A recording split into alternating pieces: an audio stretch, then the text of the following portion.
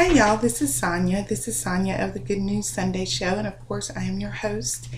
And today, I would like to talk to you about the prayer study that we are beginning soon and very soon. But before I do that, I would like to inform you or let you know about the prayer studies that I have attended. And number one, when I moved here 15 years ago, I attended a prayer study at Key United Methodist Church entitled Disciples Prayer Life. And it was a 13-week study, and we studied for 13 weeks and beyond with the pastor of that church at the time. And then last year, I attended War Room prayer training held by the Tennessee Baptist Convention right here in the heart of Tennessee. And then I attended a prayer boot camp training, which trains you to go out and do prayer boot camps in your community. And so since I'm a member of the online community, that is what we're going to do.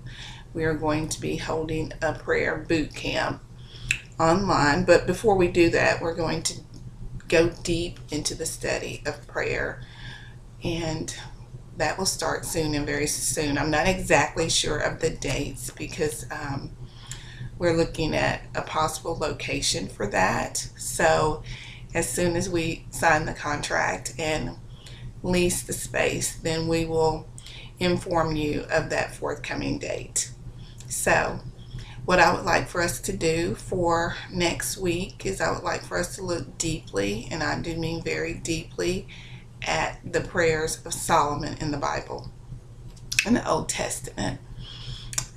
One thing I noticed about this prayer while studying is that Solomon applied the principles of posture throughout his prayer. He applied the principle of raising his hands in the air, sitting and standing, but we're just briefly talking about that today. It is in chapter 6 of Chronicles. So I will put that link below the video on the blog so you can look at it a little further. But yes, Solomon applied several of, not all, might I add, but he applied several of the principles of the posture of prayer to his prayers. Namely, like I said, raising his hands raised, sitting, and standing. Mainly, those were his 3 postures that he applied.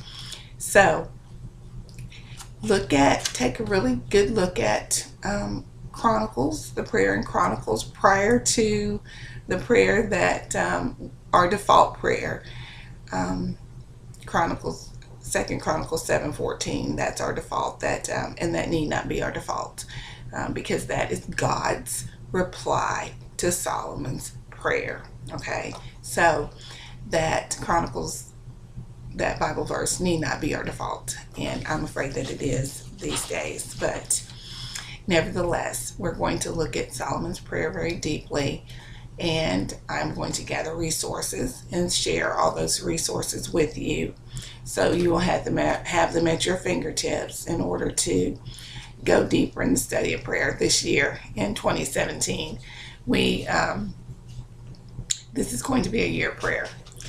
And yes, a year of prayer. And I know that God loves to hear our prayers. He loves when we make an effort to connect with Him, to communicate with Him, to commune with Him.